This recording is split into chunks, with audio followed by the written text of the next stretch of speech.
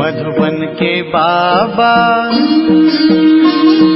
मधुबन के बाबा मुरली वाले, आपका क्या कहना, आपका क्या कहना।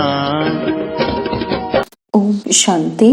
आज 29 सितंबर 2022 के साकार मधुर महावाक्य हैं। आज मीठे मीठे बाप दादा बोले, मीठे बच्चे तुम गॉडली स्टूडेंट हो। तुम्हें किसी भी हालत में एक दिन भी पढ़ाई मिस नहीं करनी है। पढ़ेंगे लिखेंगे तो बनेंगे नवाब। बाबा ने कहा, मीठे बच्चे तुम गॉडली स्टूडेंट हो। तुम्हें किसी भी हालत में एक दिन भी पढ़ाई मिस नहीं करनी है। पढ़ेंगे लिखेंगे तो बनेंगे नवाब। बाबा ने आज प्रश्न पूछा, जिन बच्चों का मुरली पर पूरा अटेंशन है उनकी निशानी क्या होगी? तो उत्तर में बाबा समझाते हैं, जो अटेंशन देकर रोज मुरली सुनते हैं वही अच्छी तरह से जानते हैं कि बाप कौन है और क्या है। क्योंकि बाप के महावाक्य हैं कि मैं जो हूँ जैसा हूँ, मुझे कोटों में कोई ही पहचानते। अगर पढ़ाई में अटेंशन नहीं तो बुद्धि में बैठ नहीं सकता कि यह श्रीमत हमें भगवान दे रहा है। वह सुना अनसुना कर देंगे, उनकी बुद्धि का ताला बंद हो जाता है। वह बाप के फरमान पर नहीं चल सकते हैं। मुरली का गीत है, छोड़ भी दे आकाश सिंहासन। ओम शांति। बच्चे अभी समझते हैं कि हम ज्ञान सागर के बच्चे, ज्ञान सागर द्वारा अभी इस सारी सृष्टि चक्र व ड्रामा के आदि मध्य अंत को जान गए हैं। दुनिया में तो और मनुष्य हैं ही नहीं जिनकी बुद्धि में ये ड्रामा हो। तुम्हारे में भी सब एक जैसा नहीं जानते हैं। तुम बच्चे जानते हो ये भारत अविनाशी खंड है। ये भारत ही सचखंड और झूठ खंड बनता है। सचखंड को स्वर्ग, झूठ खंड को नरक कहा जाता है। यहाँ कई बच्चे समझते हैं ये ज्ञान तो हम रोज सुनते हैं, कोई नई बात थोड़ी है। नॉलेज को पूरा धारण नहीं करते हैं। तुम गॉडली स्टूडेंट हो, पढ़ाई एक दिन भी मिस नहीं करना है। यही पढ़ाई वैल्यूएबल है। भले कोई बीमार भी हो तो वह यहाँ आकर बैठे तो महावाक्य तो सुनेंगे ना। सुनते सुनते प्राण शरीर से निकले तो कितनी न शफा मिल जाए। ये है बड़ी हॉस्पिटल। रात दिन पढ़ाई का बहुत शौक चाहिए। माता पिता को भी रात दिन शौक है ना। भगवान तुम्हें पढ़ाते हैं भगवानुवाज कि हे बच्चे, तुम अच्छी रीति समझते हो ना। तुम तो कहेंगे ये लड़ाई 5000 वर्ष पहले भी लगी थी। आगे तुम नहीं जानते थे। अभी जब बाप ने समझाया है तब समझते हो। तो स्टूडेंट का काम है जो नॉलेज मिलती है उनको धारण करना। यहाँ मुख्य बात है ही पवित्रता की। आत्मा जो आयरन एज में जाकर काली बन गई है, खाद पड़ गई है, उसको निकालना है। तुम आत्माओं को अंदर में ख्याल आना चाहिए। शिव बाबा हमारे साथ बात कर रहे हैं तो आत्म अभिमानी बनना पड़े। आत्म अभिमानी यहाँ परमपिता परमात्मा ही बनाते हैं और कोई की ऐसी ताकत नहीं जो ऐसे आत्म अभिमानी बन बैठकर समझाए। भल कहते हैं कि हम ईश्वर हैं, फलाना है, परंतु जानते कुछ भी नहीं। तुम्हारी बुद्धि में है कि हम सारे सृष्टि चक्र के आदि मध्य अंत को जानते हैं। धारणा करने वालों में भी नंबरवार तो है ना सिर्फ यहाँ, लेकिन जो भी सेंटर है वहां भी नंबरवार है। स्टूडेंट कभी एक समान नहीं होते। कोई मास में 20 दिन आते, एक्यूरेट आते होंगे। भल कोई कहाँ भी जाते हैं, परंतु वहां भी रेगुलर पढ़ना है। अगर मुरली नहीं पढ़ते हैं तो एब्सेंट डाली जाती है। अगर मुरली जाती है, पढ़ते हैं तो एब्सेंट नहीं कहेंगे। और कोई स्कूलों में ऐसे नहीं होता है। यहाँ बाहर जाने से उनको कुछ न कुछ पढ़ने के लिए देंगे। अगर कोई हॉस्पिटल में है वहां भी जाए तो उनको मुरली सुना सकते हो।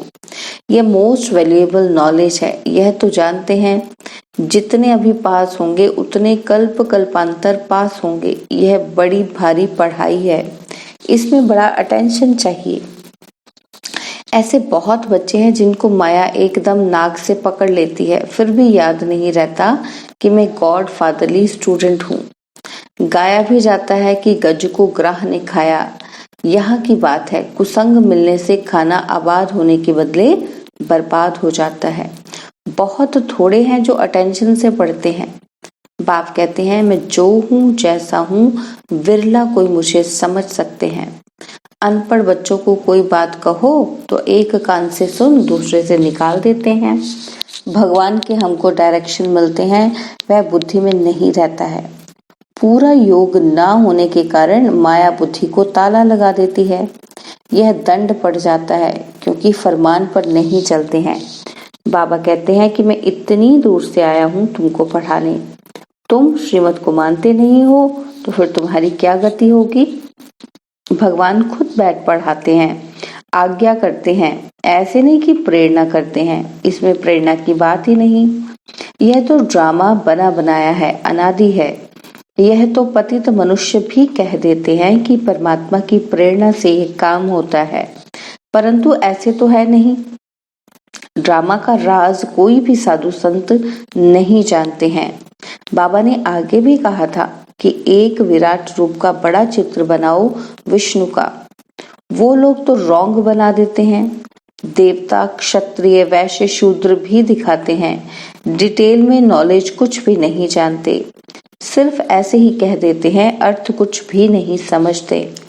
विराट रूप नामी ग्रामी है, वह भी बड़ा बनाना चाहिए।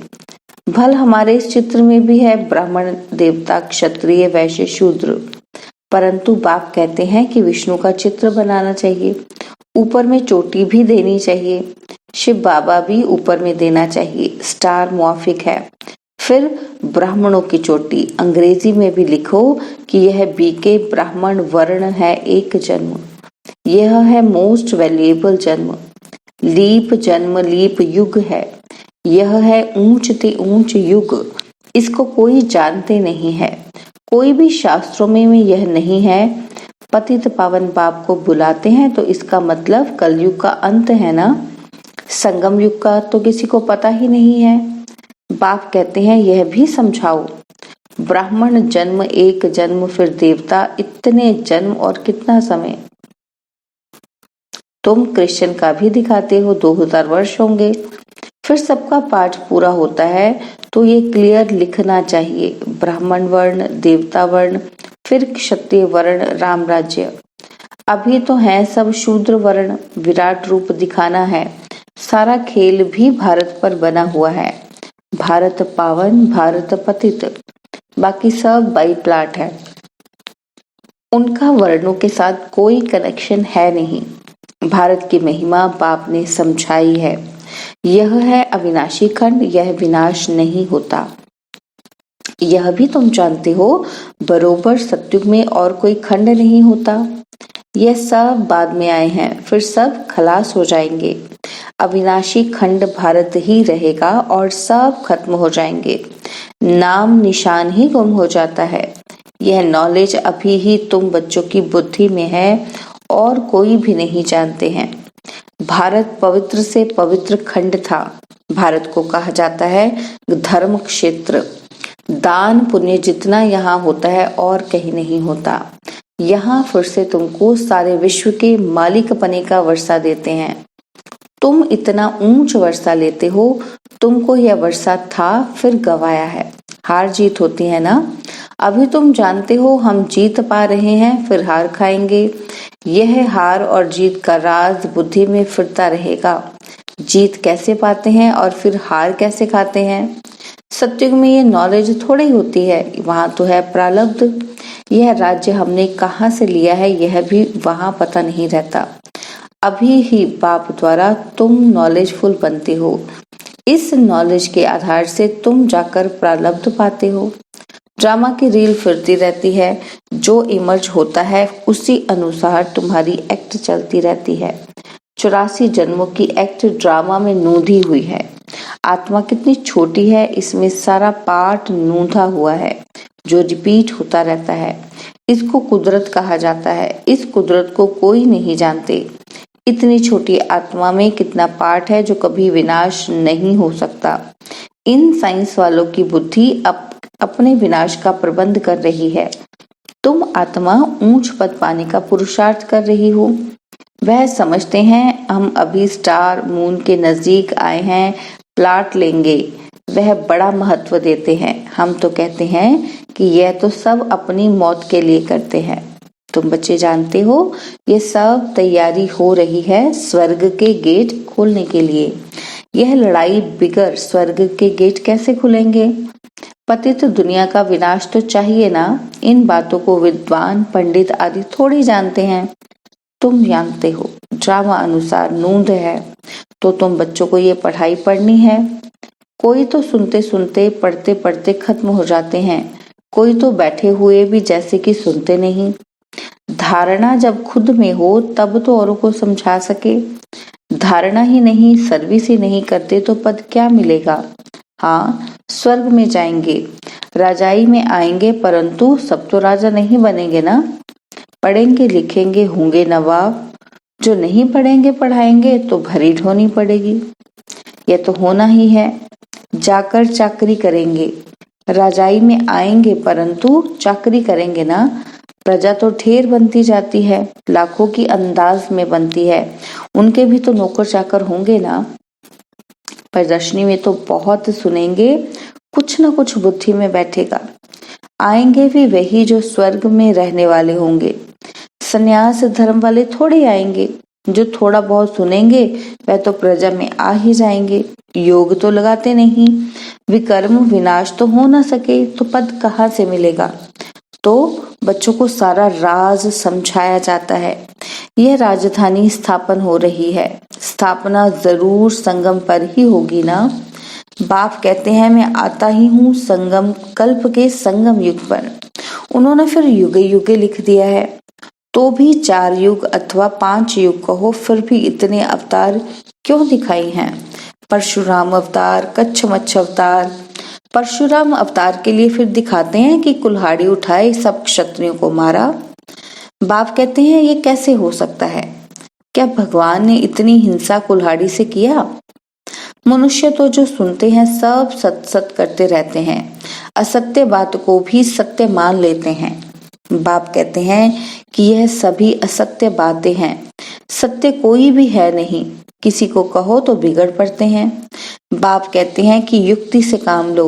चूहा ऐसी युक्ति से काटता है जो सारा मांस खा जाता है, मालूम ही नहीं पड़ता है। तुम बच्चों को बड़ी युक्ति से चलना चाहिए। बाप को बहुत अच्छी रीति समझाते हैं, परंतु कोई धारणा भी तो करे। मुख्य बात है ही एक। बाप कहते हैं मामेकम याद करो तो तुम्हारे विकर्मों का बोझा खत्म हो जाए। सिवाय योग अग्नि के खाद निकल न सके, नहीं तो कड़ी सजा खानी पड़ेगी। तुम्हें तो पास विद ऑनर बनना है। प्रजा तो बहुत बनती है नंबरवार। बाकी राजाई के लिए मेहनत चाहिए, श्रीमत पर चलना चाहिए। बहुत चलते चलते पढ़ाई छोड़ देते हैं। अरे गॉड फादर बैठा है, जहाँ जीना है, ज्ञान अमृत पीते रहना है। यह पढ़ाई है। पढ़ते पढ़ते फिर नई दुनिया में ट्रांसफर हो जाएंगे। क्लास नंबरवार ट्रांसफर होता है ना। यहाँ भी सारा पुरुषार्थ पर मदार है। कहते हैं कि हे पतित पावन आओ, तो जरूर कलयुगी पतित दुनिया का अंत हो तब तो आए। बाप कितना अच्छी रीति समझाते हैं।